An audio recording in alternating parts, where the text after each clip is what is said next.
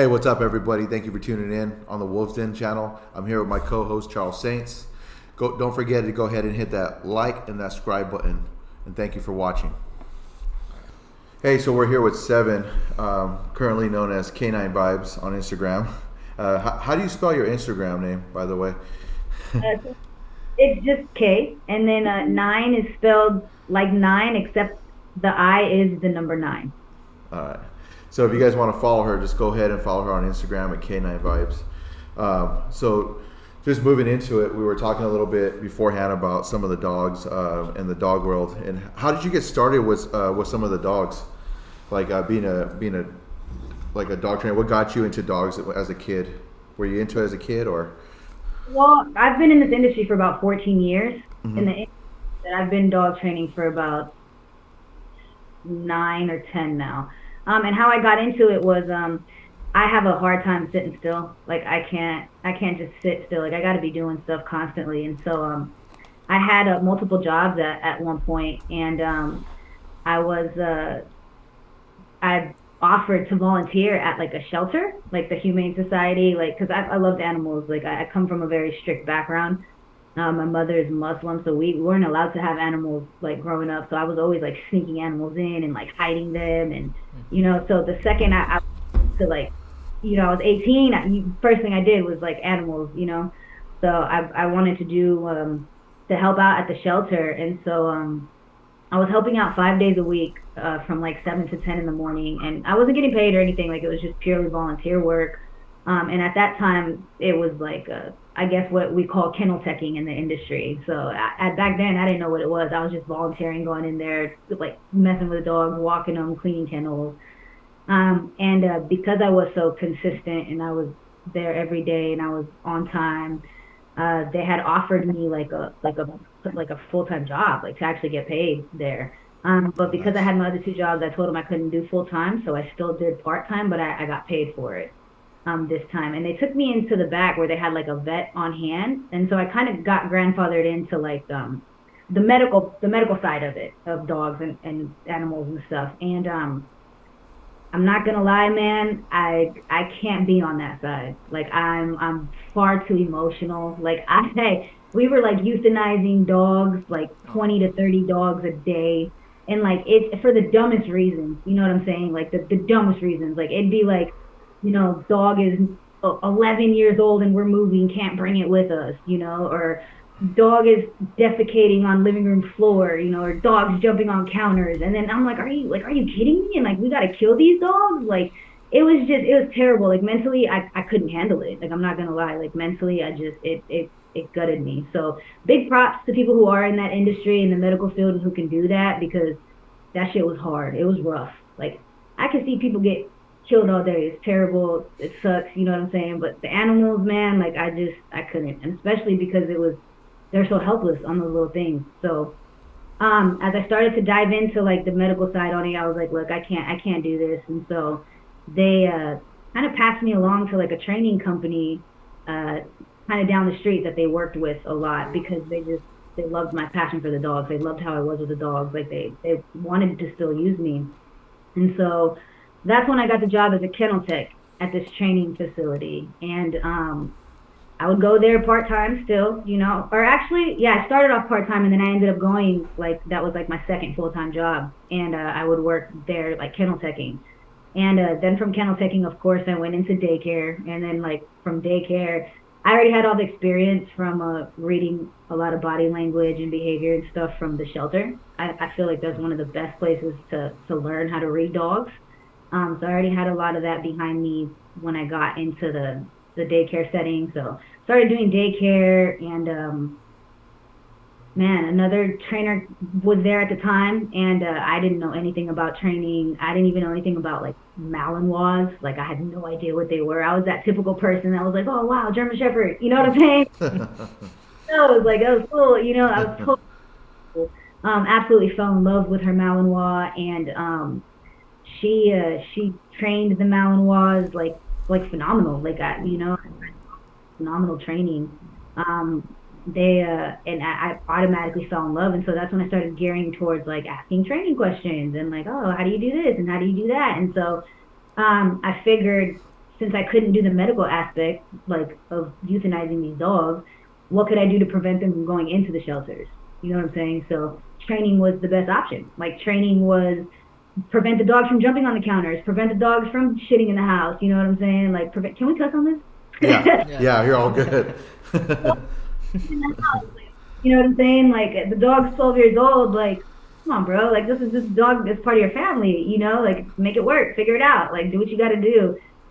Just things like that. So I absolutely fell in love with the training, and she kind of mentored me a little bit, and she left that place, and the owner of that company was like, look, like let's let you go to dog training school, you know, like we'll pay for it if you contract out with us for a little bit. And I ended up doing that, and from there, like once I was done with that, I moved out of there, and I just continued to grow. I started out in Florida for a little bit, and then from Florida I went to Houston, and I've been in Houston for going on 4 years now.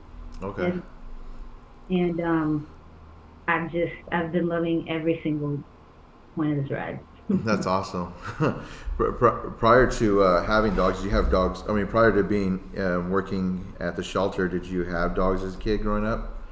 No. So, cause my mom, like I said, she was very strict. She was Muslim, and so we Okay. couldn't have animals. So, actually, when I was 16 is when I got like my first dog, and the only reason I was able to get that dog was because my stepfather every Christmas would always get me whatever I wanted. Didn't matter what it was. It could be anything. That man would get it for me. And so when I was 16, I was like, oh, I want a puppy. You know, like Yeah. I was like into the whole pit bulls, and I was like, I want a pit bull. You know, and so he of course went behind my mother's back, and he got me, you know, my first dog. And I was so excited. Like we went to the first back then, like we were, because I'm a little older, so back then we were looking in newspapers. You know what I'm saying? Like we didn't have like Craigslist or anything like that. Like we were looking in newspapers, like where they were selling pit bulls, and The we found classifieds, right? yeah, and then took off to we went to like this big old desert area in Arizona, in like somebody's backyard. The first dog that came out like from the little dog house, I was like, I want him. Picked him, took him home. Didn't know shit about shit. You know what I'm saying? Like Yeah. pit mix rot or something like that. And so fell in love with him though. Like my mother fell in love with him. So ever since then, like it just I always had dogs from then. So it Yeah. started with, but anything before then, like we couldn't have any animals. We couldn't do nothing. So you grew up in Florida? No. So I was born overseas. Okay. My mother moved out to the States when I was like under one. Okay. And started off in Atlanta, half of my life, and the other half was in Arizona. And Okay. then, like after my contract was up for training, I had moved to Florida for Yeah. about Yeah. Florida. I went to here to Houston. How was it like growing up and going to schools like in these different areas, like high school and stuff? Was it? I went to high school in Arizona, and it was interesting. It was I again being raised by a Muslim woman. She wasn't very familiar with the American lifestyle and the American culture, and how things work out here. And she was very young when she had me. So growing up, and this was before my stepdad entered the picture. So oh no, in high school he was in the picture, but it was like growing up, my mother just pressed school on me, like school, school, school, school. You need to go do this. You need to do your homework. School, school, school.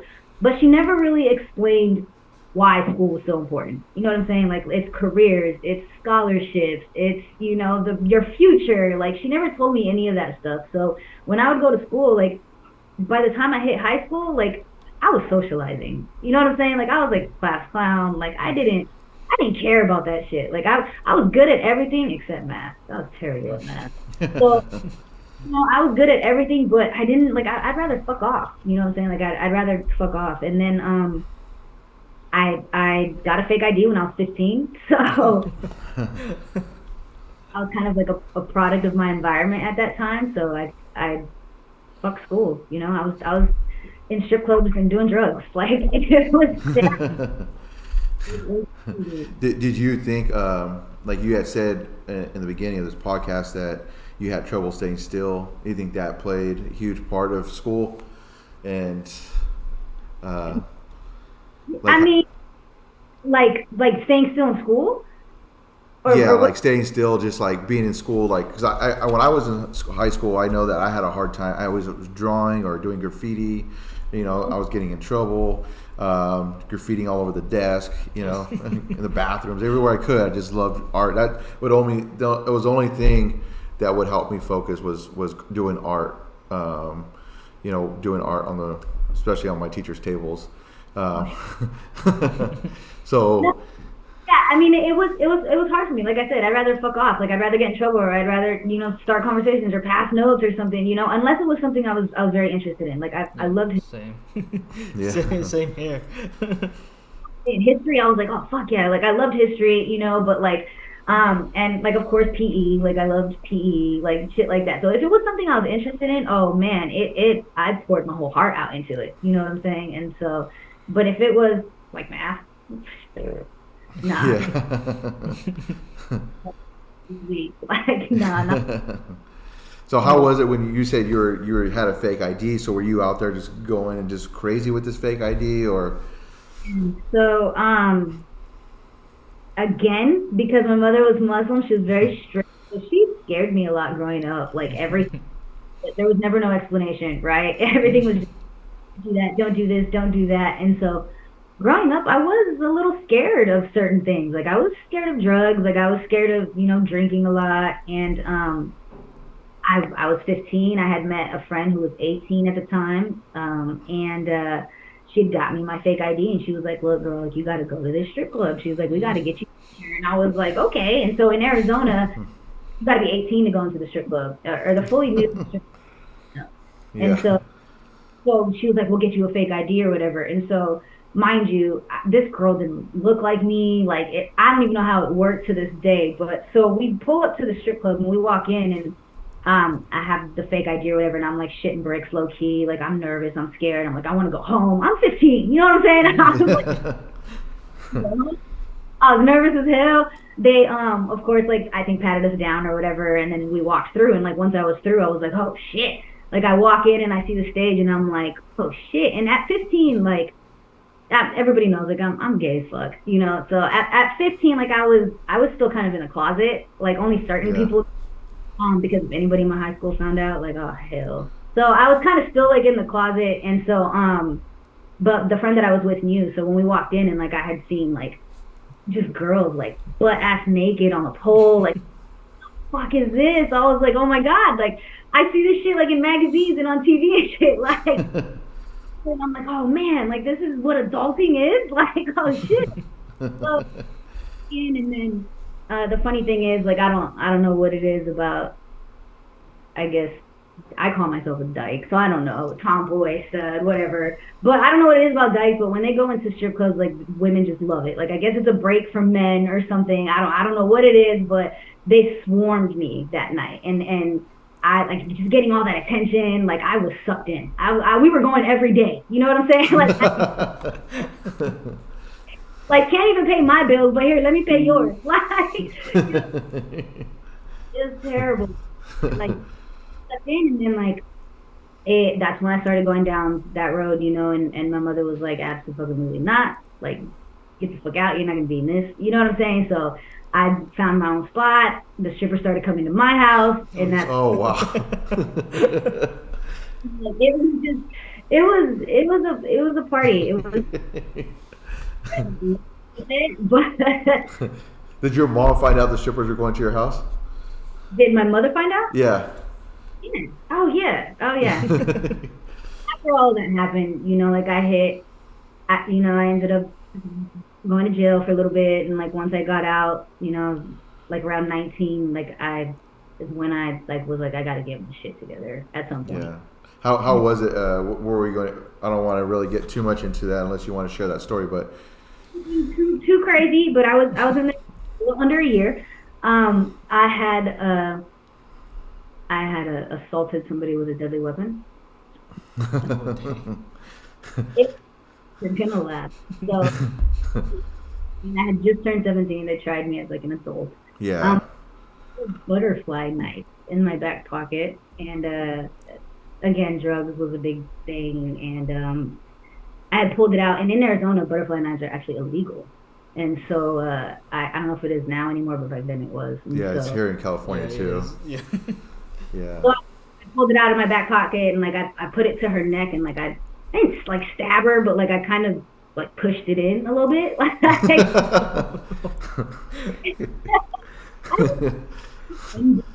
I was just doing drugs in my house after I had like stopped and like worked my ass off to like not do that. And like I was helping her and her son out, and she wasn't paying rent or anything. She was a stripper, of course.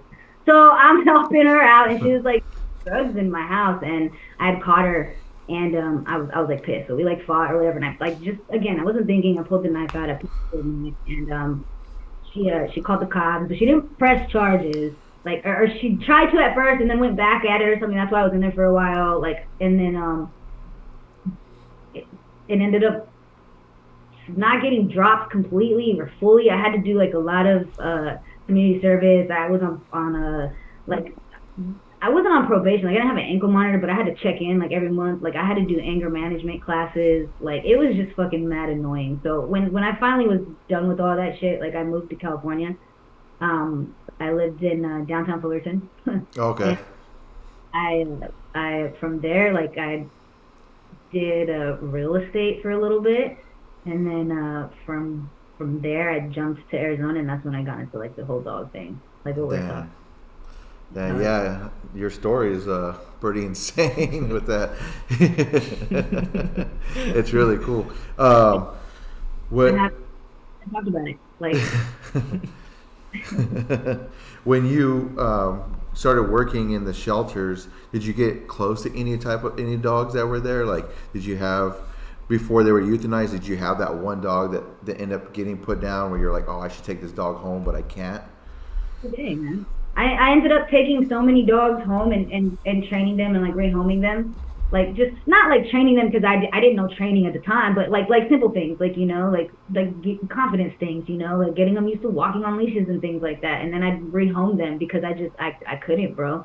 So like I said, but it got to a point where it's like, I hate to say it, but you can't save them all Yeah. Yeah. one at a time. So what gives them so when they take a dog in, a dog gets surrendered, are these dogs that are being put down, are euthanized, are they vicious dogs? Are they dogs with just it's too many dogs? So like remember I told you like on the board, like it'll say like what they Yeah. got. It could be anything. It could be anything from jumping on the counters. If like they stayed for a while and nobody adopted them, they had like a certain amount of days. I think it was like 8 days or something like that. Nobody, Wow. And then again, simple things like, oh, we're moving dog's 12 or 11 or whatever. Can't take the dog with us, and then now I got to euthanize the dog. You know, Yeah. dog has skin issues. Can't afford vet bills. Got to euthanize the dog. Just dumb shit. Like I couldn't. Like dogs chewing on furniture and peeing in the house. Euthanized. It just Yeah. was insane. What what so after those dogs got euthanized, like what happens to them? Do they just like I've always wondered what happens with those dogs. Do they get buried? Like Freezer that they store them in throughout the day, and then they come and get them, and then I think they get cremated somewhere else, oh, okay. Yeah. corner or Damn. what. Again, I just it didn't last long for me. Like, Yeah. Yeah, it's over here in California too. We're seeing like huge increase in dogs in the shelters here too. It's just like people overbreeding, or they just get a dog like a Malinois or a working dog, and they just can't handle it, so they end up going to the shelters. So what I've been trying to work on is like making my home like an area where I could start fostering some of these dogs and then training them, and yeah, maybe get them. My plan is to get them hooked up with like some veterans or some people in law enforcement as some service dogs. If I, able to start fostering them in my house, and I've been talking to like the local shelters recently to try to work on that. yeah, that's gonna Uh, be my like branching out to some shelters out here, and maybe even just doing like some free training with like some newly adopted dogs that have them sign up and come in for some free training or something. But I definitely want to go back to that area as well because that's where it started for me. yeah, And now you're dog training and decoying. Yes. Yep. How'd you get into the decoying? I mean, well, I kind of know how you got into it, but what led you to that? Like with the decoying, did you put a suit on? It was on the handler side, and I had caught that trainer. I told you, the first trainer that was my mentor. She let Hmm. me put and she let me catch like her dog, and I like fell in love with that. And but then decoying like fell off again for a while. Didn't do much of it. Learned a lot in school. You know, learning how to build them. You know, drives. You know, like all that stuff. That's where I learned my obedience, like everything. And from there, I've been fortunate enough to just I go to a lot of seminars. Like I'm hungry, you know, like I was obsessed with learning and learning and learning. And I've been able to be fortunate enough to be under some of the most phenomenal decoys in the country. And Yeah. even overseas. I've worked with some phenomenal decoys overseas. And for me, um, kind of like I want to see and meet everybody because I learned something from everybody. Somebody who's been in the game for 2 days, I can still learn something from, versus somebody who's been in the game for 35 years. And so, because I like my style is, I take a little bit from everybody. I take what I like from this person, and if it works with me and the dogs, I take that. If I like it from somebody else, something that they do, and it works with dogs, like I'll take that, and then I put it in my tool belt, and I kind of mash everything together. No dogs are ever alike, so it's important, I think, to have a broad knowledge of all of this in general, you know. And so, like I said, I've learned from a lot of people, and once I was able to put the suit on myself, like I became obsessed. Like I just became obsessed, and just watching the dogs, you know, on it and having fun. And then as I dove deeper into it, um, I became obsessed with the mentality of dogs on bites, like how they think, how they work. I just building the dogs. Like I'm obsessed with building. I see far too many dogs nowadays just be washed for no reason. Like, you know, the dog comes out of the womb, and it's not getting hit by an 8-ton truck, so let's wash it because it can't take pressure. And to me, I'm just like, holy shit, like this dog works great. Like I thought as decoys and helpers, like our job was to build dogs. You know what I'm saying? Like I don't want a dog coming out that does everything, you know what I'm saying? Or does everything but at 12 plus. I don't want that. Yeah. You know, I want like 8 or 9, you know, like for me, I like to build. I get the enjoyment of building dogs and seeing my work in that dog being built. So I've become obsessed with learning different techniques and helping dogs mentality on that bite. You know, I'm obsessed with that. Yeah. Let's go back to that when you that first day that you put the bite suit on. How did you feel that day?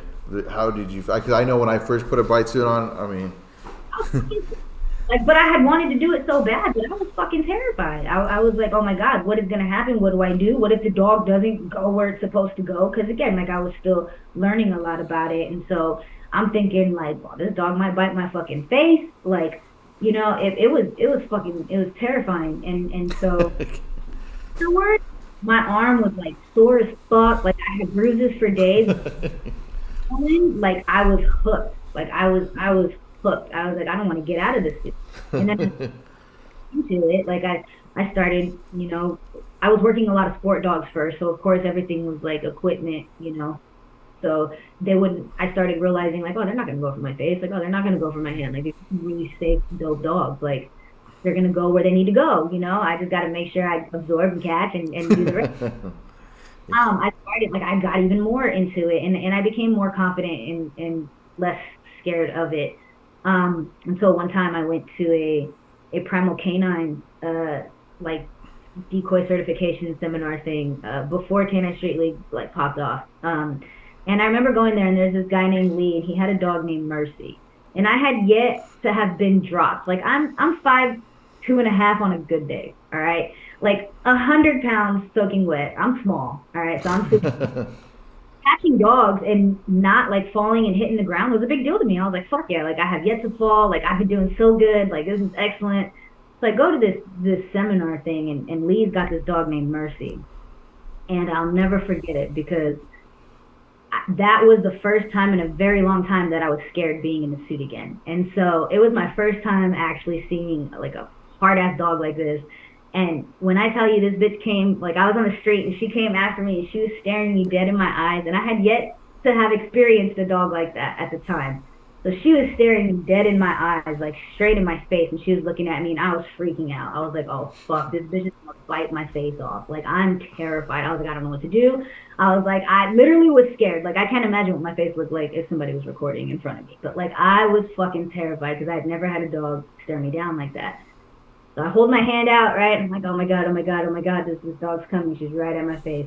She's staring me dead in my eyes. Literally, as she gets like right here, she fucking turns and goes like into my pocket, and I fell. So that was the first time I ever fell. So that bitch dropped me. I fell, and I'll never forget that moment because I was like, damn, if this is what some of these dogs are like out here, like I don't know if I'm ready yet. Yeah.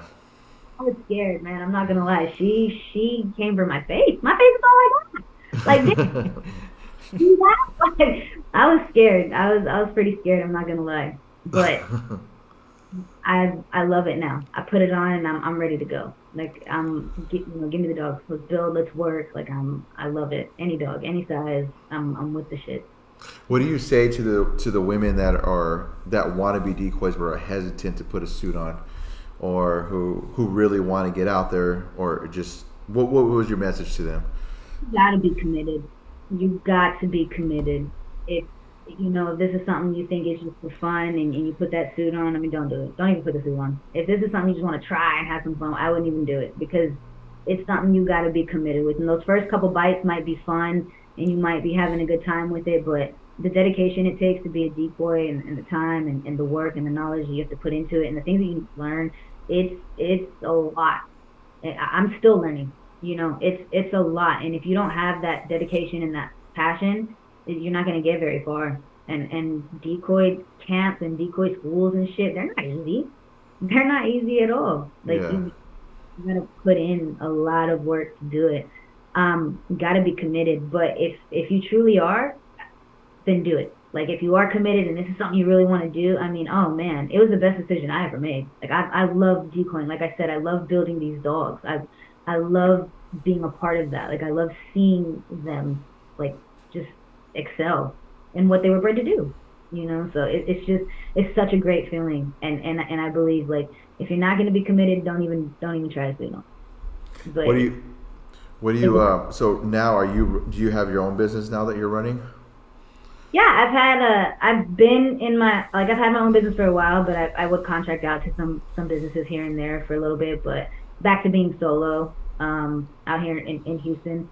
I actually just got a facility out in Sugarland, so it's a Okay. little west of Houston, not too far, like 20 minutes maybe, so it's not too bad. And it's hopefully we'll get that up and running by the end of March, beginning of April. And it's just me, and I have an assistant trainer right now. That he's still kind of apprenticing, but he's doing phenomenal. He's like excellent. So right now it's just me and him.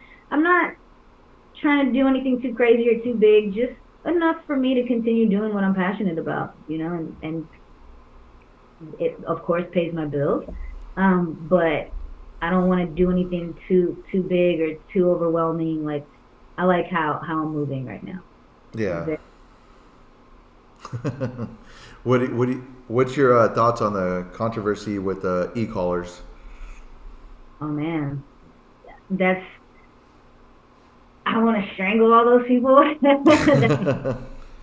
I can't. I'm terrified, bro. I'm not gonna lie. I'm terrified. I can't even imagine as many dogs as I saw in the shelter now, or before. Like when I was, volunteering at the shelter. I can't imagine how filled it's gonna be now, without the use of if e-collars if that passes. If they ban that, like I can't imagine. An e-collar is a tool that we use to communicate with the dogs. Like I don't like it angers me honestly. It's insane to me. It's insane to me. But just like anything that you give somebody or do, it can be used for bad. Yeah. Anything, just like anything. Even these purely positive trainers when they withhold treats from their dogs. What are you doing? You know, like, Yeah. so anything can be bad, literally anything. And then I just think it's unfair that they're using those just very, like, they're not knowledgeable enough. Yeah. They don't know about it. They I just feel like they're trying to move that like in California first, right? Like in San Francisco, and I'm like, dude, why is everything in California they want to just ban right away? They took our gun rights away, our gun laws. They're taking everything away. separate yourselves from the U.S. What was that? I'm sorry, you broke up right there. Separate yourselves from the U.S. Yeah. I always said they should ban dog parks before they ban e-collars. Absolutely. Yeah. And are terrible.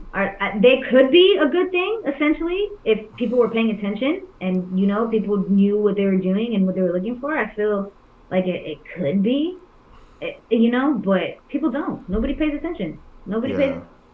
Yeah. And have you ever seen that it was like that thing on National Geographic or something? It was like a post and it had like four corners and it had like GPS trackers of like wolves like in their packs and their territories. Like it had like red in the corner, green, and then yellow and blue. If you look at that whole map, none of those wolves ever crossed into each other's territories ever. Like the GPS Wow. track territories, and that's because wolves naturally don't go out and make friends. You know what I'm saying? They don't go wander over there like, oh hey wolf, what you doing? Yeah. Like they don't do those things. And so I feel like as we've domesticated these dogs so much that we've pushed on them to go make dog friends, go to the dog park, go do that when naturally they just instinctively some wouldn't. You know what I'm saying? They're just not dogs.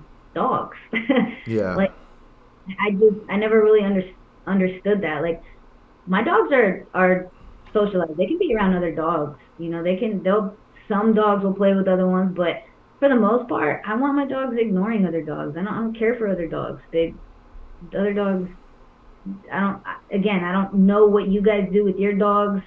Stay away from mine. Yeah. Like Should we read? Okay, we're back. Can you hear? yeah, long time no Okay. see. Awesome. So Charles had a question about some dog parks. Oh yeah, so like I'm not a trainer or anything, but like I always assume like bringing dogs to the dog park is like a good thing for like socializing because like they can see other dogs. Like what's the downside of like dog parks? Like what is it So kind of frowned upon or is it I don't I know. think it's because no one pays attention. Like, well, for me, it's a lot of things. One, a lot of people in the dog parks they don't pay attention. They're on their phones. Their dogs way down at the end. Trying to mount another dog. Two, 99% of these people in here have zero control over their dogs. yeah.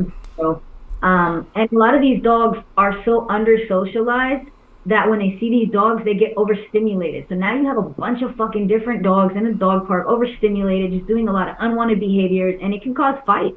And not even just that.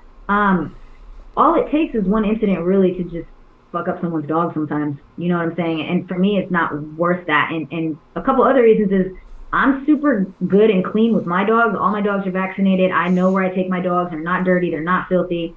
I don't know about half of these people. I don't even know if they're to date on vaccinations. I don't know what they do before they come to the dog park, after when they go home. And the misconception of socializing dogs is that like people think socializing dogs is taking their dogs to a dog park and being around other dogs and playing with dogs and meeting dogs, and in reality that's quite opposite. Socializing a dog is being around dogs but not giving a shit about other dogs. You know what I'm saying? I see. It's a dog can smell a dog from thousands of feet away. You know what I'm saying? Like they can smell that dog instantly. They know the sex, they know the age, all that. Like they can smell all that. They don't have to go up to each other. You know what I'm saying? They can. Oh, that dog's over there. Smell, get that information, and whatever. Let me work over here. And so that's That's the misconception. Is a lot of people think their dogs should go meet other dogs and play with other dogs to be socialized, and then now you have a dog that's pulling at the end of the leash and lunging and barking out of excitement to go meet Mm. this other dog, but that other dog doesn't know if that dog's excited or not. All I know is you're charging me and barking, and so now that dog gets on defense, and it's just shit show. It's just a shit show because Yeah. now it falls down to nobody has control over their dogs. Like nobody knows what to look for behavior wise. Like nobody respects boundaries because these dogs don't know how to communicate with each other. So it's just a shit show. It's just way too many cons than there are pros. Mm. Yeah, I've seen it too because like there's this one time I brought my dogs to the dog park, and it's like and my dog almost got hurt, not because of other dogs, but because of this old lady. Because like my dog Kenji, he's a lab. He's too playful. He wants to play with this dog, with this old lady's dog, and like I don't think the old lady likes that. And then Probably not. this old lady like tried smacking my dog with a stick. I'm Oh, like, I'm like, I got so pissed. we would be fighting. If you touched my dog or raised anything at my dog, like we would be fighting. Like that's it. Like that Yeah, is a shit show. I'm telling you, dog, stay away from the dog food. Just yeah, I got so have a pissed. couple of your friends that have dogs and do like a doggy date. Like, your friends with some dogs, like, hey, go. He knows what to do. Go take your hands. I've been helping him. Yeah. Yeah, I've been helping him lately. Yeah. Yeah. Yeah, I was so pissed that day. I went home. I'm like, I can't do anything. It's an old lady. I'm like, what can I do? Care if you're old or not. You better. Oh.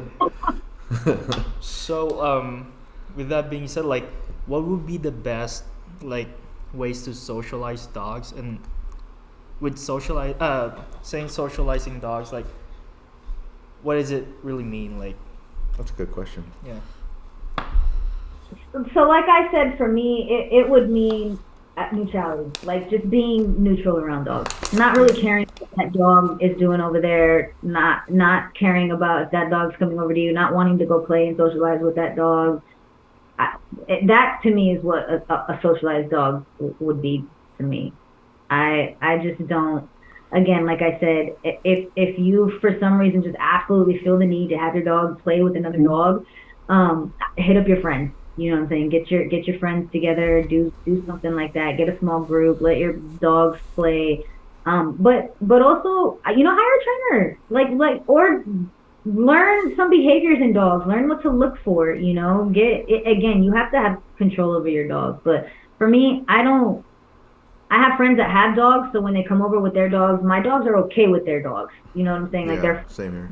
and I'll allow them to go outside and play and coexist. But when I'm out, like in the outside, like doing work, or I'm at a park or whatever, and there's dogs walking by, my dogs don't care. They're not gonna go to that dog. They don't find that much value in those dogs. So I've noticed, again, when clients or people think that their dog needs to be socialized, when they're puppies, they let that dog go up to every single person that they meet. They let that dog go up to every single dog that dog sees. And what happens is you start to show the dog that there's more value in those people and those dogs than you. So now, after it's met 15 people on your 10-minute walk, and it got attention from all 15 of those people, every time you go for a walk now, and I don't got time like I did yesterday, so maybe I can't stop for every 15 people and have you get pet again. And now my dog starts getting, like impatient. Like they start getting aggravated. Like, well, I want to go say hi to that dog. And then now you've created a reactive dog now because you showed the dog that there was so much value in other dogs and in other people because you socialized it like that. Okay, that. I that think makes as sense. humans, we end up putting our feelings on the dog. Like, oh, my dog must do this. My dog must have friends. My dog, Yeah. my dog can't stay in a crate. Hey, facts over emotions. Like I have to tell my clients all the time, and get your emotions out of it. It's Yeah. facts over emotions. Like your emotion, you love this dog so much, what you're doing to this dog is gonna mentally fuck him up. Like stop. Dog so much. Don't give your dog anxiety. Like don't give your dog shit like that. You know what I'm saying? Yeah. So what's your so if people wanted to find you in you said Sugarland or Sugarland where you're at? Houston and surrounding areas. Houston, Okay. Texas, surrounding areas. Are you coming out to Cali anytime soon? I probably am. I will. It's right now. It's just me and I have one other guy right now. But once I feel like I've got him up to par to where he can hold the fort down completely on his own, I'll be able to kind of step back a little bit Yeah. and travel a little bit more. So I most certainly will be back out there. I go out there quite often, actually. Okay. Yeah. Let us know. I mean, I'm in a small town, but Absolutely. near the Bay Area. So All day. Oh, yeah, yeah. I think you'll like it out here. It's pretty quiet. Yeah, where Yeah. I'm at. Got a lot of dogs for you to take bites from. I got a lot of dogs. Oh, I love it, man. I'm totally down. It's been an honor. I was actually like even shocked when you slid in my DMs. I was like, what the fuck? Like, oh shit. I was like, No, oh, I've like been that. watching you for a minute. I've been seeing your stuff for a minute, and it's impressive. I It's appreciate that. impressive. Yeah, I have seen you before. I get posting. I'm gonna get better at posting. I guess. Yeah. Stuff It's, up. I think we really need a lot more women in this decoy world. You know, 100%. I Yes. mean, I have daughters myself, and like I told you previously before this, I have put the bite suit on my daughters and let him see what it's like. My 19-year-old let her see what it's like because she has a melon wall, so I want her to understand when this melon wall is getting ready to go bite. This is what another melon wall feels like. So this way you know how to handle it, and it's just different reasons why. Well, it's also a male-dominated industry. Let's be real. You Yeah. know.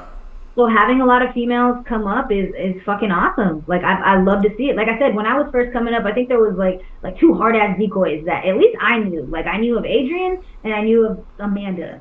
And so they were badass. Those were like the only females that I knew about. Yeah. And now, like I'm starting to see so many more females, and I'm loving it. I absolutely love it. Like there's enough room for all of us, but definitely seeing females come out because, like I said, a lot of dogs that I've stepped in front of, and not all, but a lot of them are a little confused at first. Like, oh shit, like do I bite? Do I not bite a female? And I think it's very important that people can understand that females can be a threat just as much as a man can. Yeah. You know, I've met some crazy bitches. Like Yeah. it's Yeah. But yeah, for sure. I loved hearing your story. Like it's super amazing. Just from definitely a beginning. very short version of it, but yeah, I appreciate it immensely. Yeah, and I love to see what you're doing on your dog page, and I can't wait to see the rest of your journey. I'm very humbled by having you on here. Come with us. Likewise. And There is is an honor. Like truly, like thank you again. Like I had a blast. Thanks for taking the time to even want me on your show to fun. Like I appreciate it immensely, and I can't wait to be out there and meet y'all for sure. yes, awesome. Thank you for the dog part. Yeah, yeah, yeah. So, real quick before we end up, so go ahead and follow Kn9nevibes. This show will be dropping next Thursday, so you'll be seeing it on our YouTube, Apple Podcasts, and Spotify and Anchor. Okay. Good job. Keep that going, man. Congrats. Thank you. Thank Doing you. it. All right, we'll talk to you. Bye bye. Bye bye. Later. Bye.